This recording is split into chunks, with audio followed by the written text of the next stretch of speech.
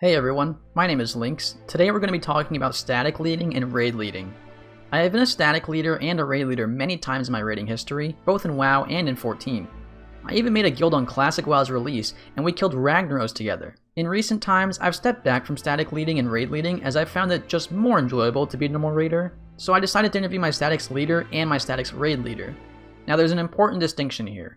Static leading and raid leading are not the same thing. Oftentimes they can be done by the same person, but they do require different skill sets. A static leader is someone who is in control of the roster, the players, recruitment, and generally has the last say on a static issue or if someone is going to get kicked or recruited. A raid leader is often in charge of boss strategies, callouts, and optimizing the raiders in a fight or before a fight. An interesting note here is that my static is led by a married couple.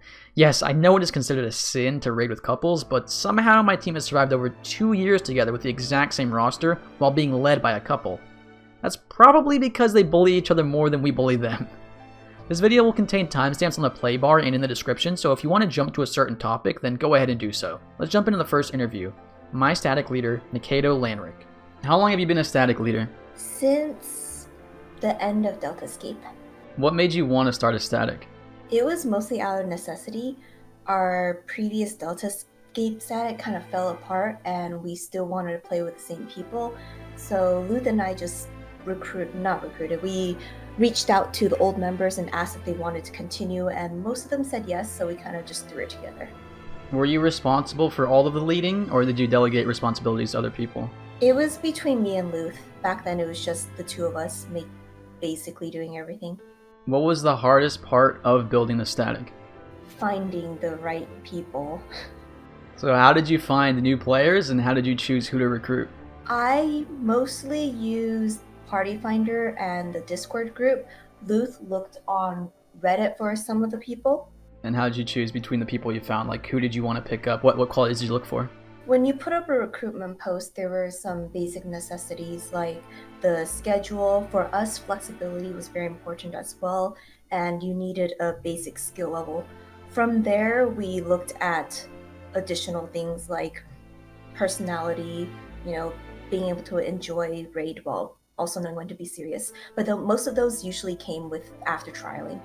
How were you able to keep people motivated during rough times? It was tough. Luckily, we didn't have too many of those. In the beginning, it was rough.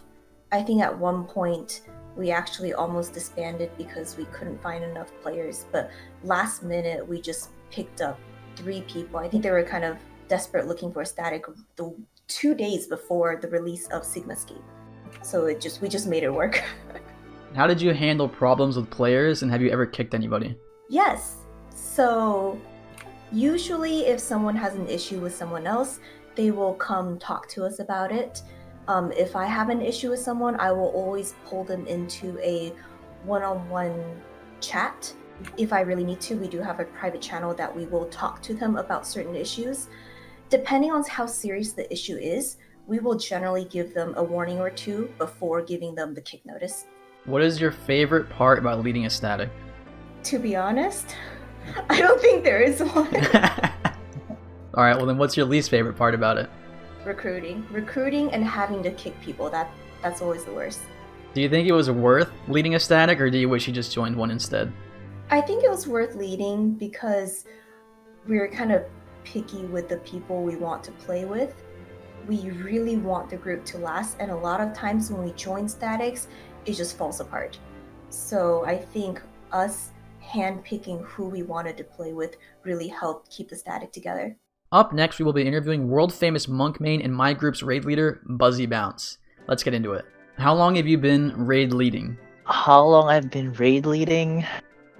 Ever since I started the static, or joined the static. I think I started raid leading in Sigmascape. That's when I realized that we needed a raid lead. I noticed that the group needed a voice to let them know what's happening in the raid when we were doing UCOB back in November 2017. And at that point, I was like, you know what, this group needs something to keep them in line and straight to the path so that we don't have wipes like, oh, where does people go on certain times, or what mechanic is about to happen. So I would say I've been raid leading for 2 years now, 2.5 years, and I started raid leading in the start of Sigmascape with this group. Are you responsible for all callouts in leading, or do you delegate your responsibilities to other people? I try my best to do all callouts, but sometimes it gets overloaded. So there are times where I let other people do certain callouts, like Lynx doing some of the mechanics callout, something that requires more attention to it that I would need to diverge my attention to. If there are like small intricacies in mechanics, like say for example the timing on dragon heads in World Lament, or dive bombs in UCOB, then I would need someone to be delegated to call out those mechanics, because that's something that I could not be able to call out just because it requires more attention than it should be. Do you ever feel like you have to take a step back in your personal gameplay to be a better leader? Honestly, you shouldn't. If you want to be a raid leader, you already needed to be good at your gameplay. Because if you are raid leading and your skill as a player is not on par, then it would cause issues more than it would help the group. You should not be looking at your hotbars or a lot of mechanical failures for you to be a raid leader. No, you should be consistent with mechanic handling and your rotation so that you could focus more on raid calling and being able to spot out things that would otherwise cause a wipe. What do you think is the key to playing well while also doing raid leading? I just stated this a while ago, and honestly, the number one thing that needs to be done as a key to raid leading well is knowing your class. If you are playing a class that you are unfamiliar with and you try to raid lead, you're more likely to spend time looking at your hotbars or trying to salvage your rotation that you messed up, instead of being able to call out mechanics that's about to happen, or call people if they're missing a buff or debuff that would result them into dying.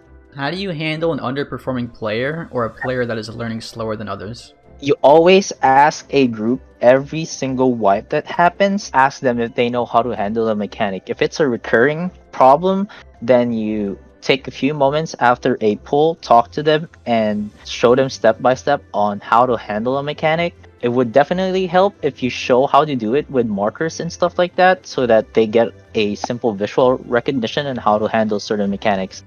In terms of underperforming individual, you can't really do anything about that unless they start spending some time outside of raid, um, enhancing their skill. That's something that they have to work on themselves rather than as a raid leader.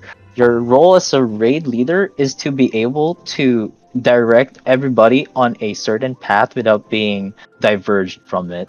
Do you ever get mad and yell at your raiders? Absolutely. There's a lot of times for my raiders to just do some questionable things during raid where you shouldn't be messing up those type of stuff. But sometimes it's all fun and games until to the point where you really need to be serious in raid progression and stuff like that. Like, you need to cut down on chatter, you need to focus up more.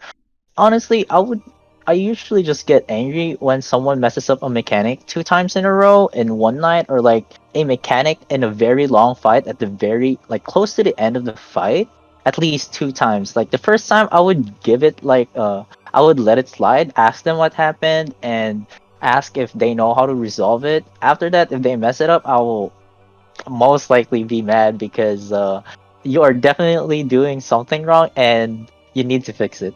What is the hardest part of raid leading?